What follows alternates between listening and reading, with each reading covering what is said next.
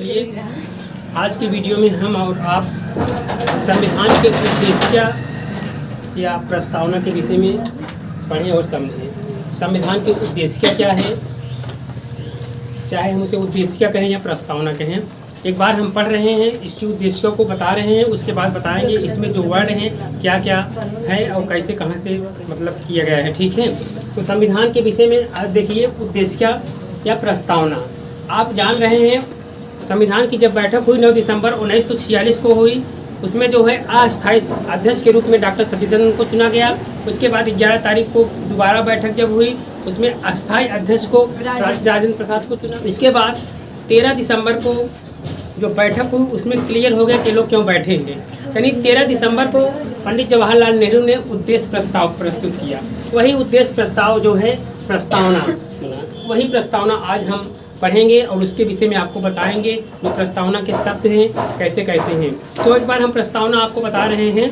देखिए, हम भारत के लोग भारत को एक संपूर्ण प्रभुत्व संपन्न समाजवादी पंथनिरपेक्ष लोकतंत्रात्मक गणराज्य बनाने, समस्त नागरिकों को सामाजिक आर्थिक राजनीतिक न्याय विचार अभिव्यक्त विश्वास धर्म और उपासना की स्वतंत्रता प्रतिष्ठा और अवसर की समता प्राप्त कराने के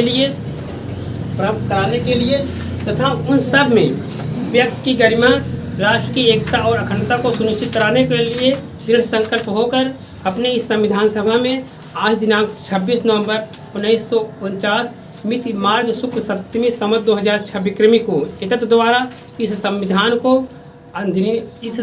को अंगीकृत और अधिनियमित आत्मसमर्पित करते हैं। यह हमारे संविधान की उद्देश्य क्या है। ठीक है, उद्देश्य क्या से समझ लीजिए। हर समय प्रश्न बनते हैं, कुछ न कुछ प्रश्न, एक दो प्रश्न हर परीक्षाओं में संविधान की उद्देश्य या प्रस्तावना से पूछे जाते हैं। आइए हम इसके विषय में प्रकाश डालते हैं। संविधान की प्रस्तावना या उद्देश्य क्या। देखिए, हम भारत के लोग we the people of India, हम भारत के लोग भारत को एक संपूर्ण प्रभुत्व संपन्न, इसका मतलब यह होता है प्रभुत्व संपन्न। इसके पहले सन 1947 के पहले हम जो है संप्रभु नहीं थे। संप्रभु का मतलब सर्वोच्च सत्ता का मतलब यह होता है जो देश आंतरिक या बाह्य मामले में अपना निर्णय स्वयं ले ले, उसे जो है हम संप्रभुता कहते हैं। तो 1947 के पहले हमारे देश के ऊपर ब्रिटेन का शासन था। हमारी संप्रभुता कहाँ थी? ब्रिटेन में थी। इसलिए हम संप्रभु नहीं थे। 1947 को जब हम आज़ाद हुए तब भी हम संप्रभु नहीं थे, क्योंकि वहाँ ब्रिटेन महारानी का एक प्रतिनिधि वायसराय के रूप में हमारे यहाँ था, राजगोपालचारी। लेकिन 24 जनवरी 1950 को जब सर्वसम्मत से हमारे देश के राष्ट्रपति डॉक्टर राजेंद्र प्रसाद को चुना गया, तब हम जो है प्रभुत्व संपन्न हो गए। यानी हमारा देश जो है तब प्रभुत्व संपन्न हुआ। तो प्रभुत्व संपन्न का मतलब ये होता है कि जो देश अपना बाह्य और आंतरिक मामले में स्वयं निर्णय ले ले, उसे हम क्या कहते हैं? प्रभुत्व संपन्न, ये संप्रभुता। ठीक है, तो हमारे यहाँ संप्रभु कौन है? हम भारत के लोग, यानी हमारे भारत की जनता संप्रभु है। संप्रभु, ठीक है, यहाँ तक समझ में आया। आगे देखिए, संपूर्ण प्रभुत्व संपन्न समाजवादी का मतलब होता है समाज में जैसे बहुत से जो उत्पादक के साधन होते हैं, चाहे फैक्ट्री हो चाहे जो ये सब हो, समाजवादी होता है। उसमें व्यक्तिवादी तमाम चीज़ होते हैं, लेकिन समाजवादी का मतलब समाज पर जिसका सबका नियंत्रण हो, सबका समान अधिकार हो, वही समाजवादी होता है। ठीक है, कार्ल मार्क्स ने कुछ बताया है, तमाम विचारकों ने कुछ बताया है, व्यक्तिवाद है, उदारवाद है, लेकिन समाजवाद का मतलब होता है सबका समान अधिकार समाज में। समाजवादी पंथनिरपेक्ष का मतलब होता है धर्मनिरपेक्ष। पंथनिरपेक्ष का मतलब होता है धर्मनिरपेक्ष। हमारे देश में राज का कोई धर्म नहीं है। समझ में आया? हमारे देश में कोई धर्म नहीं है। चाहे हम दीपावली पे जो है दशहरा पे अपना मनाएं, चाहे मुहर्रम में जो है हम ताजिया निकालें, चाहे क्रिसमस डे पे जो है हम जाके जो है अपना जो त्यौहार रीति रिवाज है उसको मनाएं। कहने का मतलब भारत का जो हमारा देश है इसका कोई धर्म नहीं है। धर्मनिरपेक्ष कोई धर्म नहीं, जिसकी जो इच्छा करे सब अपना मनाएं। धर्म पंथनिरपेक्ष लोकतंत्रात्मक। देखिए, लोकतंत्रात्मक, लोक माने होते हैं क्या? जनता। तंत्रात्मक शासन यानी जनता का शासन जहाँ हो, लोकतंत्र यानी जनता का शासन। लोकतंत्रात्मक गणराज्य, गणराज्य का मतलब होता है जहाँ का राष्ट्राध्यक्ष वंशानुगत न होकर निर्वाचित हो उसे क्या कहते हैं? गणराज्य कहते हैं। ठीक है, गणराज्य। जहाँ का राष्ट्राध्यक्ष वंशानुगत न होकर निर्वाचित होता है उसे हम गणराज्य कहते हैं। जैसे भारत, पाकिस्तान, अमेरिका। और जो है जहाँ का राष्ट्राध्यक्ष जो है निर्वाचित नहीं होता, जिसे वंशानुगत होता है, वो गणराज्य नहीं कह सकते। जैसे ब्रिटेन का है, ठीक है, जापान भी है। तो हमारा कहने का मतलब, गणराज्य का मतलब यही जानिए, जहाँ का राष्ट्राध्यक्ष वंशानुगत न होकर निर्वाचित। लोकतंत्र का मतलब जनता का शासन बनाने के लिए तथा उसके समस्त नागरिकों की, यानी भारत के समस्त नागरिकों को सामाजिक, आर्थिक, राजनीतिक, यानी सामाजिक रूप और आर्थिक राजनीतिक न्याय। सामाजिक का मतलब होता है समाज में बराबर का न्याय मिले, आर्थिक रूप से किसी प्रकार से किसी को परेशान न किया जाए, रोजी रोटी का साधन सरकार दे।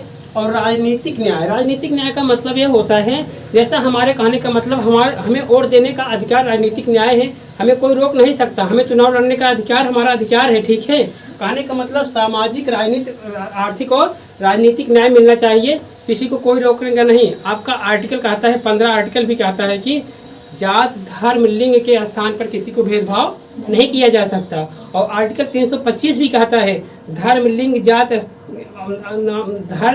जात, नाम के स्थान पर किसी भी भेद नहीं किया जा सकता कि आप इस जात के हैं, आप इस धर्म के हैं, आपको हम वोट नहीं देने देंगे, आपको हम चुनाव नहीं लड़ने देंगे। लेकिन उसकी जो है एक निहरता होती है, उसको पूर्ण करना चाहिए, जो उसकी अर्हता है। ठीक है, जैसे हमारे कहने का मतलब हम कहते हैं चलो हम विधानसभा का चुनाव लड़ते हैं या विधान परिषद का चुनाव लड़ते हैं, तो हमारी उसकी योग्यता होनी चाहिए, हम 25 साल के हैं कि नहीं, 30 साल के हैं कि नहीं। राष्ट्रपति या राज्यपाल का चुनाव लड़ें, 35 साल के हैं कि नहीं। एक उसका जो मानक है, अगर उसके मानक तय रहेंगे तो आपको राजनीतिक न्याय है, कोई समस्या नहीं होगी। ठीक है, सामाजिक, आर्थिक और राजनीतिक न्याय क्लियर हुआ। इसके बाद विचार, अभिव्यक्ति, विश्वास, धर्म और उपासना की स्वतंत्रता।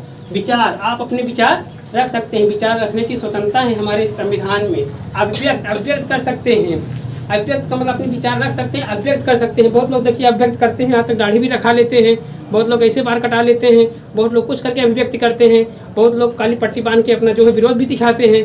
विचार, अभिव्यक्ति, विश्वास, धर्म और उपासना की स्वतंत्रता। विश्वास और धर्म की उपासना की स्वतंत्रता का मतलब जो हमारा मौलिक अधिकार, 6 मौलिक अधिकार हैं, उसमें आप पढ़ेंगे एक मौलिक अधिकार में एक अधिकार है धार्मिक स्वतंत्रता का अधिकार। कौन सा अधिकार है? धार्मिक स्वतंत्रता का अधिकार। उसमें ये कहा गया है 25 से लेकर 28 तक है, तो उसमें हम या आप या भारत के लोग किसी भी धर्म को मान सकते हैं, किसी भी, चाहे मंदिर जाएं, चाहे मस्जिद जाएं, कोई विरोध नहीं है किसी को, चाहे जिस धर्म को माने, चाहे जिस धर्म की पूजा, अपना जो उसका रीति रिवाज है उसको करें। वही कह रहा है धर्म और उपासना की स्वतंत्रता हमारे संविधान में, हमारे संविधान की प्रस्तावना में है। यहाँ तक क्लियर हुआ ना। तथा प्रतिष्ठा और अवसर की समानता प्राप्त करने के लिए, प्रतिष्ठा और अवसर, अपनी प्रतिष्ठा बनाइए। और अवसर की समानता का मतलब, जिससे आर्टिकल 16 कहता है कोई भी वैकेंसी हो, कहीं भी हो, तो सबको समान अवसर मिलेगा। ये नहीं कि आप फार्म डालिए, ये नहीं डाल पाएँ, इनको हम बेंच पे बैठाएं, किसी को ज़मीन पे बैठाएं, यानी सबको अवसर की क्या है? समानता है, समान रूप से। वही कह रहा है प्रतिष्ठा और अवसर की समानता प्राप्त कराने के लिए, प्रतिष्ठा और अवसर की समानता मतलब समानता प्राप्त कराने के लिए, तथा उन सब में व्यक्ति की गरिमा, राष्ट्र की एकता, सबकी अपनी गरिमा होती है। ठीक है, सबकी अपनी गरिमा होती है। व्यक्ति की गरिमा का मतलब ये होता है किसी व्यक्ति को हम बंधुआ मजदूर नहीं बना सकते, दास नहीं बना सकते, वैश्यावृत्ति नहीं करा सकते। ठीक है, यही अपनी अपनी गरिमा होती है। तो वही कह रहा है व्यक्ति की गरिमा, राष्ट्र की एकता और अखंडता को सुरक्षित कराने वाली बंधुता को बढ़ाने के लिए। ठीक है, राष्ट्र की एकता और अखंडता को सुनिश्चित कराने के लिए। कभी कभी कहीं नहीं कहा नहीं गया है कि कोई पंजाबी, कोई बंगाली, कोई गुजराती, फिर भी सब हैं हिंदुस्तानी। हम सब बोल भाषा चाहे रंग रूप जैसे हो, लेकिन हम लोग सब क्या हैं? भारत के नागरिक हैं। तो कहने का मतलब अखंडता सुनिश्चित कराने वाली बंधुता को बढ़ाने के लिए। बंधुता शब्द जो है बंधुता का मतलब होता है भाईचारा। ठीक है, भाईचारा बढ़ाने के लिए दृढ़ संकल्प होकर अपनी इस संविधान सभा में आज तारीख 26 नवंबर 1949, यानी 26 नवंबर 1949 को हमारा संविधान बनकर तैयार हो गया। ठीक है, इसीलिए 26 नवंबर को हम विधि दिवस मनाते हैं। ठीक है, कब मनाते हैं विधि दिवस? 26 नवंबर को। 26 नवंबर 1949 ईस्वी मिति मार्ग शीर्ष सप्तमी संवत 2006 विक्रमी को इतत द्वारा इस संविधान को अंगीकृत, अधिनियमित और आत्मसमर्पित करते हैं। ये है हमारे संविधान की प्रस्तावना। ठीक है, अब इसमें 2-3 शब्द आए हैं, जैसे आया है, जैसे बंधुत्व आया है, स्वतंत्रता आया है, समानता आया है। तो स्वतंत्रता और समानता कहाँ के देश का नारा है? किसी को पता तो नहीं होगा। स्वतंत्रता और समानता, बंधुत्व का नारा किस देश का है? फ्रांस का। बहुत अच्छा आपने बताया, फ्रांस का नारा है। फ्रांस की क्रांति कब हुई थी? 1789 में। तो उस क्रांति का नारा था स्वतंत्रता, समानता और बंधुत्व। 1776 में अमेरिका की क्रांति हुई थी, उसका नारा क्या था? स्वतंत्रता, समानता और सुखान। इसके स्वतंत्रता, समानता और सुखान, ये अमेरिका की क्रांति का नारा था। स्वतंत्रता और समानता, बंधुत्व फ्रांस की क्रांति का नारा था। तो वही स्वतंत्रता और समानता, बंधुत्व अपने इस प्रस्तावना में है, इसलिए हम उसको बता रहे हैं। ठीक है, और 1688 में इंग्लैंड की क्रांति हुई थी। ये हो गया। अब आइए देखिए, इसमें प्रतिष्ठा, अपनी प्रतिष्ठा बना के रखिए ना। प्रतिष्ठा आपका एक मान सम्मान बना के रखिए, कोई उस पर टच नहीं कर सकता। क्या कर रहे हैं? आपका मान सम्मान, जैसे गरिमा और प्रतिष्ठा है, तो किसी को ज़बरदस्ती मजदूरी के लिए बाध्य नहीं किया जा सकता। ठीक है, बंधुआ मजदूर नहीं बना सकता। यही सब उसमें आते हैं। तो आइए देखिए, अब इसमें जो है प्रस्तावना में एक दो वाद हुआ था, उसको हम बता रहे हैं। थोड़ा सा इसको हम मिटा रहे हैं, तब उसको प्रस्तावना तो हर जगह मिलेगी, चाहे जहाँ से आप लोग चाहें तो लिख के याद कर लीजिएगा। हर किताबों में, आप छोटी किताबों का 8 छोटी किताबों में देखेंगे तो वहाँ ऊपर प्रस्तावना लिखी रहती है। ठीक है, उसको लिख लेंगे। हम इसको वर्ड को आपको समझा दिए हैं, तो समस्या नहीं है। क्या कैसा है तो आप कहीं से लिख सकते हैं। आइए हम बताते हैं, एक दो वाद हुआ है प्रस्तावना पे, और एक दो क्वेश्चन आपसे बता रहे हैं। कभी कभी पूछता है, प्रस्तावना को जो है संविधान की आत्मा भी कहा जाता है। अगर पूछ लिए संविधान की आत्मा किसे कहा जाता है, तो कुछ बच्चे कहते हैं आर्टिकल 32 यानी 32 को संविधान की आत्मा है। और कुछ लोग देखे हैं, एक दिन पेपर में लिखे थे जो है प्रस्तावना। लेकिन देखिए, इसमें कन्फ्यूज जो है हम उसको दूर कर देते हैं। संविधान की आत्मा क्या है? प्रस्तावना संविधान की आत्मा है, यही सही है। लेकिन अगर डॉक्टर भीमराव अंबेडकर के हिसाब से कहा जाए, तब आर्टिकल आपका 32 यानी 32 संवैधानिक उपचारों का अधिकार, ये जो है संविधान की आत्मा है। अब क्वेश्चन किस प्रकार से पूछता है उसको आपको ध्यान देना है। ठीक है, अगर कहेगा कि डॉक्टर भीमराव अंबेडकर के हिसाब से संविधान की आत्मा क्या है, तो आप लोग संवैधानिक उपचारों का अधिकार अनुच्छेद 32 को मारेंगे। अगर पूछता है संविधान की आत्मा क्या है, तो प्रस्तावना भी संविधान की आत्मा है। ठीक है, आइए जो है हम आपको बताते हैं। इसमें एक वाद हुआ था, उसे जो है इन बेरूबारी बनाम, बेरूबारी था 1960 में, बेरूबारी 1960 में,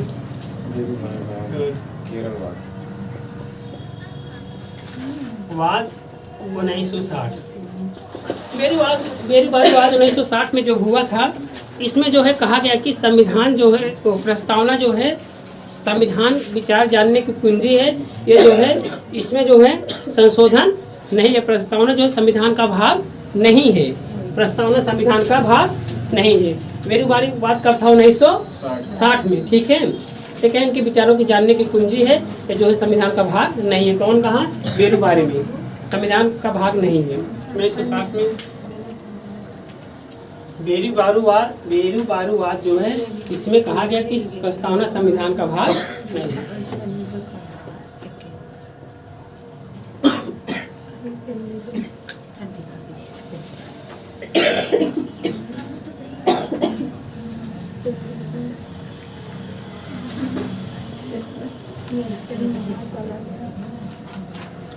इसके बाद फिर देखिए 1973 में केशवानंद बनाम केरल राज्य, केशवानंद बनाम केरल राज्य 1973 में आया।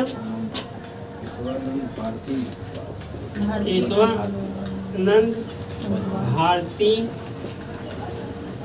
बनाम केरल राज्य।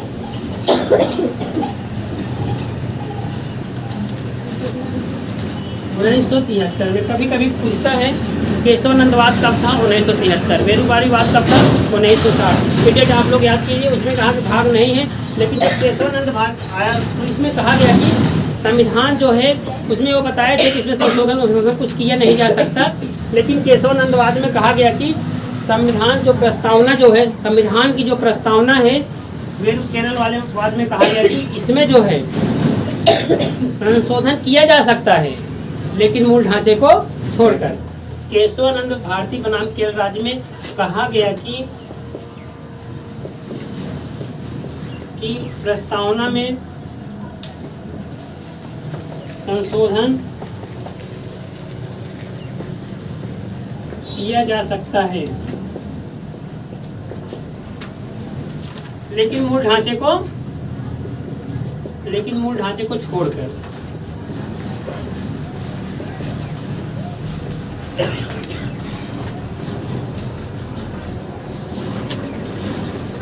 केशवानंद 1973 में, केशवानंद भारत बनाम केरल राज्य 1973 में था। इसमें कहा गया कि जो है प्रस्तावना में संशोधन किया जा सकता है, लेकिन जो है मूल ढांचे को छोड़कर। अच्छा है, बताइए प्रस्तावना में कितनी बार संशोधन हुआ है? प्रस्तावना में कितनी बार संशोधन हुआ है? अब तक सिर्फ एक बार प्रस्तावना में संशोधन हुआ है। ठीक है, पूछता है कभी कभी, तो प्रस्तावना में सिर्फ संशोधन एक बार हुआ है। और एक चीज देखिए, जब संशोधन हुआ था तो कब हुआ था? 42 में सर। बहुत अच्छा, 42वां संविधान संशोधन, 42वां संविधान संशोधन 1976। इसे 42वां हो गया।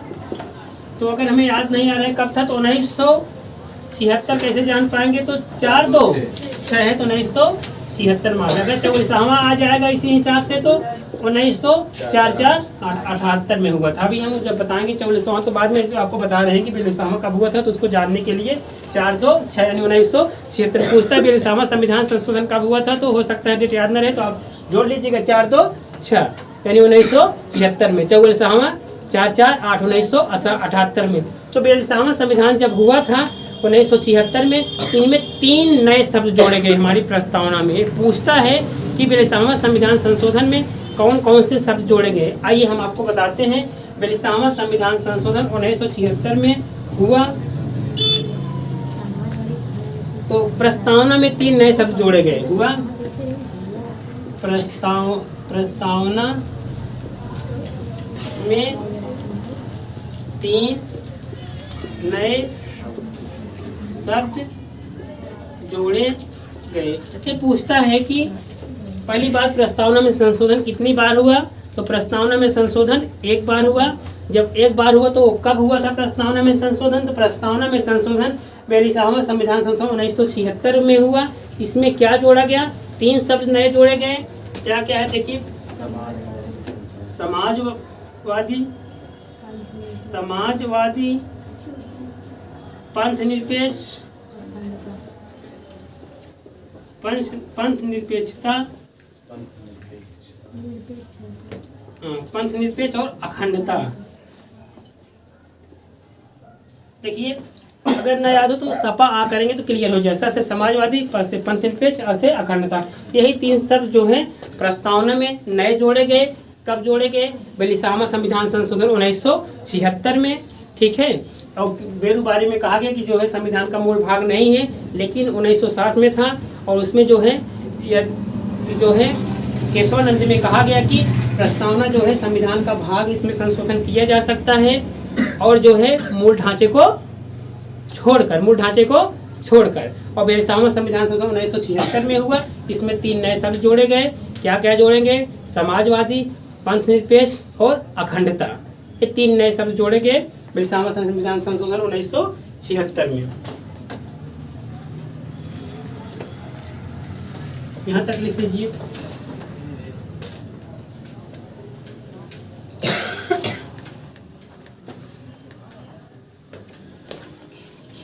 अब देखिए, ये भी जानिए कि ये जो प्रस्तावना है क्या न्याय योग्य है?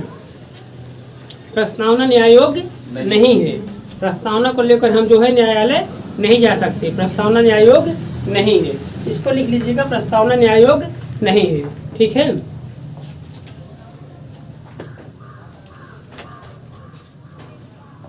समझ में आया। हम भारत की जो है प्रस्तावना पढ़े, प्रस्तावना के विषय में एक बार हम प्रकाश डाल दे रहे हैं, कहाँ से कहाँ तक पढ़े।